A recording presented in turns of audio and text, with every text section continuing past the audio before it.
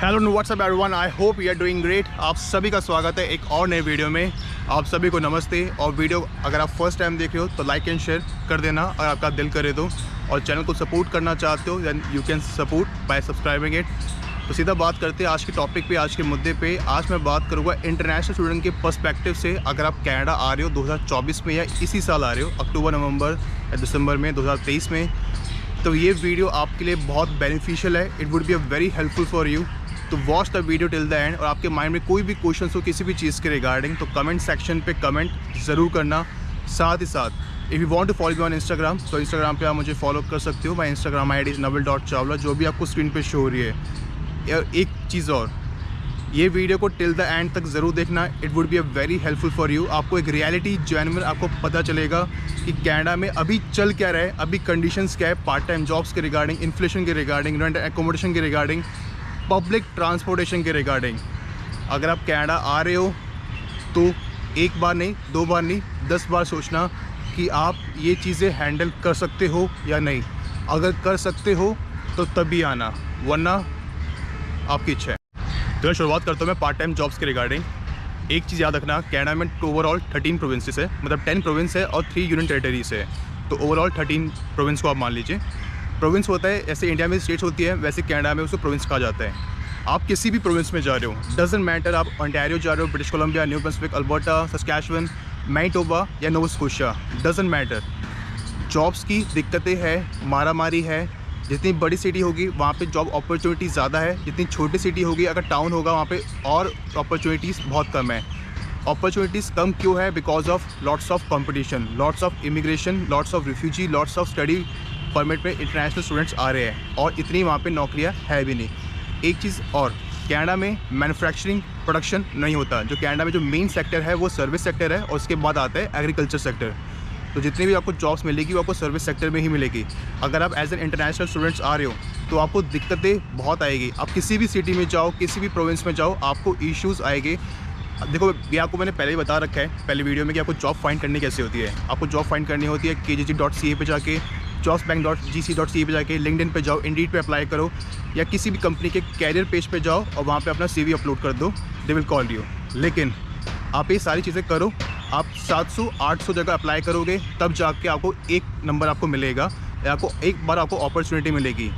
और एक तरीका और है कि आप वॉकिंग भी कर सकते हो। देखो यार, अभी करंट सिनेरियो में आज 22 अगस्त है और 2023 है। अभी करंट सिनेरियो में इश्यूज़ बहुत सारे हैं जॉब्स के रिगार्डिंग, पार्ट टाइम जॉब्स के regarding, even full time jobs के रिगार्डिंग भी। बच्चों को जॉब्स नहीं मिल रही है, चाहे वो किसी भी नेशनैलिटी का हो, चाहे वो इंडिया हो, पाकिस्तान हो, नेपाल हो, लैटिन कंट्रीज से बिलोंग करता हो, अफ्रीका रीजन से बिलोंग करता हो, जॉब्स की यहाँ पे मारामारी है। दूसरी चीज़, अगर आपके पास स्किल्स है तो उसकी भी गारंटी नहीं है कि आपको जॉब मिलेगी या नहीं मिलेगी। मैंने पहले वीडियो में कहा हुआ है कि अगर आपको जॉब लेनी भी है तो आपके पास स्किल्स होने चाहिए। स्किल्स हो गए, that would be a much better. आपके पास ऑप्शन, अपॉर्चुनिटी, आप ज़्यादा पैसा कमा सकते हो। That would be helpful for you personally भी, प्रोफेशनली भी। लेकिन इसकी कोई गारंटी नहीं है। अगर आपके पास स्किल्स है तो आपको जॉब मिलेगी। विंटर्स में जॉब्स वैसे ही बहुत कम हो जाती है क्योंकि बहुत सारी एक्टिविटीज़, बहुत सारी चीज़ें कनाडा में ऑलरेडी कम हो जाती है। विंटर यहाँ पे बहुत हार्श होती है हर प्रोविंस में एक्सेप्ट ब्रिटिश कोलंबिया में। हार्श विंटर होती है, स्ट्रॉन्ग विंड्स होती है, तो रहना और सर्वाइव करना, स्ट्रगल करना बहुत मुश्किल हो जाता है। अगर आप इंटरनेशनल स्टूडेंट हो तो आपके लिए तो और भी मुश्किल हो जाएगा क्योंकि आप पैसे कमा नहीं पाओगे। अगर पैसे नहीं कमा पाओगे, आपके पास जॉब नहीं होगी तो रेंट एकोमोडेशन कैसे पे करोगे? एकोमोडेशन पे नहीं कर पाओगे, ग्रॉसरीज भी पे नहीं कर पाओगे, तो आपको टेंशन रहेगी, आप डिप्रेस रहोगे, एंग्जाइटी रहेगी। तो माइंड में बहुत सारी चीज़ें होती है, बहुत सारे क्वेश्चंस होते हैं और आपको लगता है कि is it worth it to coming to Canada? क्या हमारा डिसीजन सही था? और बहुत सारे बच्चे ऐसे भी होते हैं जो लोन लेके आते हैं। आई गॉट मैनी मैसेजेस कि मैंने लोन लिया हुआ है, कि ये वर्थ इट है कनाडा में आने का? क्या मुझे जॉब मिल जाएगी? क्या मैं लोन अपना चुका पाऊँगा या नहीं पाऊँगा? एक चीज़ याद रखना, अगर आप एज एन इंटरनेशनल स्टूडेंट हो रहे हो, अगर स्टूडेंट हो तो ये तो भूल जाओ कि आप अपने नेक्स्ट सेमेस्टर की फ़ीस आप पे कर पाओ आराम से 20 आवर्स करके, आप रेंट अकोमोडेशन पे कर पाओ, ग्रॉसरीज पे कर पाओ। ऐसा पॉसिबल नहीं है। 20 घंटे में ये चीज़ें आप नहीं कर सकते हो। आपको कैश में जॉब करनी ही करनी पड़ेगी, वो चाहे इलीगल है, but you have to do it. अगर आपको ये चीज़ें निकालनी है तो। अगर नहीं करना चाहते वो आपके ऊपर है, बट अगर आप करते हो तो ये आपको आराम से रेंट अकोमोडेशन निकाल पाओगे। लेकिन अभी कैश वाली जॉब अपॉर्चुनिटीज़ भी नहीं है। अल्बर्टा में और सस्कैचुअन में और मैनिटोबा में कैश वाली जॉब अपॉर्चुनिटी बहुत कम है, भैया है ही नहीं, ना के बराबर है। जो भी आपको कैश वाली आपको जॉब्स मिलेगी वो आपको ओंटारियो में, ब्रिटिश कोलंबिया में या न्यू ब्रंसविक में मिलेगी। लेकिन अभी तो न्यू ब्रंसविक का भी बहुत बुरा हाल है और नोवा स्कोशिया का भी बहुत बुरा हाल है। अगर आपको कोई कैश की जॉब मिलती भी है तो आपको ओंटारियो में, ब्रिटिश कोलंबिया में और आपको क्यूबेक जैसे प्रोविंस में ही मिलती है, और वो भी अगर सिटी बड़ी हो, तो मेजर सिटीज़ में ही मिलती है। स्मॉल टाउन्स में तो इम्पॉसिबल है to get a cash job. तो ये चीज़ें ध्यान रखना। तीसरी इंपॉर्टेंट चीज़, अगर आप मेंटली स्ट्रॉन्ग हो, अगर आप किसी भी कंडीशन में सर्वाइव कर सकते हो, कोई भी जॉब कर सकते हो, तभी कनाडा आना, वरना कोई बेनिफिट नहीं है। अगर आपको लगे कि मैं कोई नहीं कर लूँगा, ऐसा हो जाएगा, टेंशन ना लो, हो जाएगा, हम सर्वाइव कर लेंगे। इंडिया में हमने सर्वाइव किया हुआ है। इंडिया में सर्वाइव करना ज़्यादा ईजी है, कनाडा में उससे 3 टाइम्स मुश्किल है। वहाँ पे चीज़ों को फाइंड करना, जॉब्स फाइंड करना, रेंट अकोमोडेशन फाइंड करना बहुत मुश्किल है। पे करना चीज़ों को बहुत दिक्कतें आएगी। तो ये याद रखना, इश्यूज़ बहुत आएंगे। पार्ट टाइम जॉब्स आपको आराम से नहीं मिलेगी, 2-1.5 महीने खाली बैठोगे। क्योंकि मेरे ऐसे कई दोस्त हैं जो अल्बर्टा में, एडमंटन और कैलगरी में रहते हैं, 2.5 महीने उनको हो चुके हैं। एज इंटरनेशनल स्टूडेंट है यूनिवर्सिटी ऑफ अल्बर्टा में और यूनिवर्सिटी ऑफ कैलगरी में, और अभी तक खाली है, उनको कोई जॉब नहीं मिली। उन्होंने 700-800 जगह अप्लाई कर दिया, ऑनलाइन भी, कैरियर पेज पे जाके भी वॉक इन भी किया, लोकल स्टोर्स पे भी बात किया, मॉल्स में भी गए हैं, उनको कोई भी बेनिफिट नहीं मिला, अभी तक कोई बेनिफिट नहीं मिला। एक चीज़ आपको मैं इसमें सजेस्ट करूँगा, अपने जितने भी सीनियर्स हैं उनसे बात करो, वो आपको हेल्प कर सकते हैं जॉब्स के रिगार्डिंग, क्योंकि उनको ऑलरेडी एक्सपीरियंस होता है। और जो भी आप जहाँ भी रहते हो, टाउन हाउस में, अपार्टमेंट पे, अपने नेबर से बात करो, आप जिनको जानते हो उनसे हेल्प लो कि वो आपको हेल्प कर पाए in terms of to getting a job. आपको कोई भी जॉब करनी पड़े, कर लेना टू सर्वाइव, चाहे आपको डिश वॉशर की हो, चाहे आपको लाइक क्लीनिंग की हो या अटेंडेंट की हो, कॉस्को में, वॉलमार्ट में, किसी भी रिटेल चेन में कर लेना। 1-2 महीने कर लेना, आपको कोई बेटर अपॉर्चुनिटी मिल जाए तो आप चेंज कर लेना, लेकिन इश्यूज़ आएंगे आपको जॉब्स के रिगार्डिंग। तो यार अब बात करते हैं पब्लिक ट्रांसपोर्टेशन के रिगार्डिंग। अगर आप ये सोच रहे हो कि कनाडा का पब्लिक ट्रांसपोर्टेशन बहुत अच्छा है, तो आप बहुत गलतफहमी में हो, ये बहुत गलत चीज़ है। पब्लिक ट्रांसपोर्टेशन कनाडा में सिर्फ 5-6 मेट्रोपॉलिटन सिटीज़ के अंदर ही, एडमंटन, कैलगरी, मॉन्ट्रियल, वैंकूवर और टोरंटो, या थोड़ी बहुत मिसिसागा में या ब्रैम्पटन साइड हल्का फुल्का। बाकी जगह किसी भी स्मॉल टाउन हो, किसी भी छोटी सिटी में हो, वहाँ का पब्लिक ट्रांसपोर्टेशन बहुत ख़राब है। और पब्लिक ट्रांसपोर्टेशन के नाम पे आपको सिर्फ पब्लिक बस मिलेगी, इसके अलावा और कुछ नहीं है। तो अगर आपके पास अपनी पर्सनल गाड़ी, प्राइवेट गाड़ी नहीं है, then you would be a handicap. It's a true. आपको पॉइंट ए से पॉइंट बी जाने के लिए आपको बहुत मशक्क़तें करनी पड़ेगी, बहुत टेंशन होगी, आपका टाइम भी वेस्ट होगा और आपको स्ट्रगल भी करना पड़ेगा। अगर आपके पास प्राइवेट गाड़ी है तो अच्छी बात है। और हर बच्चा प्राइवेट गाड़ी, मतलब अपनी पर्सनल गाड़ी अफोर्ड नहीं कर सकता, because of lots of reason तो नहीं है, एक ही रीज़न है, पैसा इतना नहीं होता। क्योंकि अगर आपको गाड़ी लेनी भी है, चाहे कैश पे लेते हो या इंश्योरेंस या EMI पे भी लेते हो, उसके लिए आपको EMI पे लेने के लिए आपको हर महीने EMI पे करनी पड़ेगी। और EMI आप तभी पे कर पाओगे जब आपके पास पैसे होंगे, जब आपकी इतनी इनकम होगी। जब आपकी इतनी इनकम ही नहीं होगी, आपके पास जॉब ही नहीं होगी, तो आप EMI कैसे पे करोगे? और आप साथ आपको इंश्योरेंस भी पे करना होता है, आप इंश्योरेंस कैसे पे करोगे? जो आपका हर महीने आपकी EMI जाएगी, इंश्योरेंस जाएगा। So it would be a very difficult for you to survive और टू गेट अ बस। उसका सॉल्यूशन क्या है?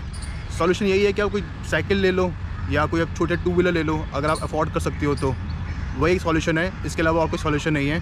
या आपको राइड लेना पड़ेगा, टैक्सी भी लोगे तो वो आपको बहुत महंगी पड़ेगी, तो टैक्सी अफोर्ड करना इतना ईजी नहीं है। और अगर इंटरनेशनल स्टूडेंट हो तो बिल्कुल भी नहीं है।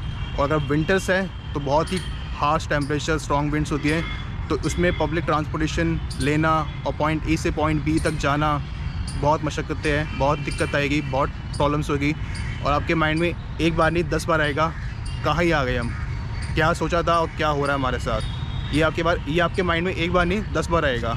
अगर आपके कोई फैमिली मेम्बर वहाँ पे रहता है, कोई आपकी नोन रहते हैं जो ऑलरेडी सेटल्ड है और आप उनके साथ रहते हो, then would be a very comfortable for you to get from point A to point B. और अगर आपको जॉब पे जाना हो, कहीं भी जाना हो, देन आपके लिए कंफर्टेबल है। अगर कोई नहीं रहता, अगर आप सिंगल हो, तो आपको बहुत इश्यूज़ आएंगे। तो think before coming to Canada. ये अपनी चीज़ें माइंड में ज़रूर रखना। ये मत सोचना कि कनाडा ऐसा है। जो एक चीज़ और, आपको जो कनाडा इंस्टाग्राम पे, सोशल मीडिया पे, वेबसाइट पे या यूट्यूब पे दिखता है, सब कुछ वैसा नहीं होता। हर चीज़ जो दिखती है वो वैसी नहीं होती। So think before coming to Canada. जिस जगह पे जा रहे हो, जिस सिटी में भी जा रहे हो, जिस प्रोविंस में भी जा रहे हो, जिस कॉलेज यूनिवर्सिटी में आपने एडमिशन लिया है, जिस कैंपस में जा रहे हो, उसके बारे में रिसर्च करो, उस सिटी के बारे में रिसर्च करो कि वो जगह कैसी है, इकॉनमी कैसी है, जॉब अपॉर्चुनिटी है या नहीं है, पब्लिक ट्रांसपोर्टेशन कैसा है, रेंट एकोमोडेशन कैसा है, हर एक चीज़ के बारे में, कल्चर के बारे में और जगह के बारे में बहुत आपको रिसर्च करोगे।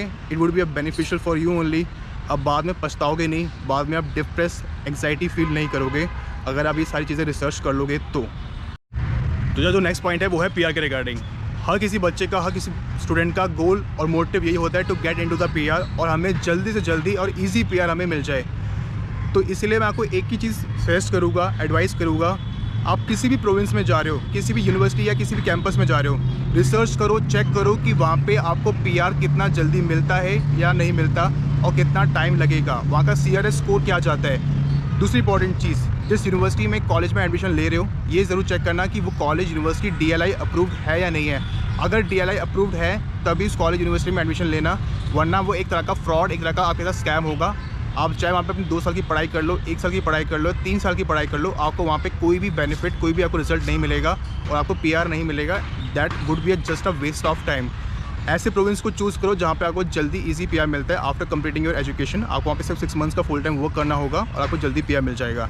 ऐसे प्रोविंस चूज़ करो like Alberta, Saskatchewan, Manitoba, Nova Scotia, new Brunswick, Ontario को, ब्रिटिश कोलंबिया को, क्यूबेक को मत चूज़ करना मेरे हिसाब से, क्योंकि यहाँ पे CRS स्कोर काफ़ी आराम से अच्छा खासा जाता है। अभी ओंटारियो प्रोविंस का जो CRS स्कोर गया था वो गया था लकी ड्रॉ पे 531, and that would be very very difficult. अगर आपने यहाँ पे वहाँ से 2 साल की स्टडी भी करी है और आपको 1 साल का एक्सपीरियंस भी है, तब भी आपके इतने पॉइंट्स नहीं बनेंगे।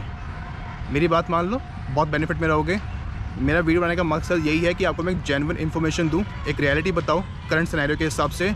मानना ना मानना आपकी बात है, डिसीजन लेना ना लेना आपके ऊपर है। 2 चीज़ें हमेशा याद रखना कभी भी कनाडा में आ रहे हो, जो कोर्स आप चूज़ कर रहे हो, कोर्स को बड़ा वाइसली चूज़ करना कि उसका वहाँ पे डिमांड है, उसका स्कोप है या नहीं है कनाडा में।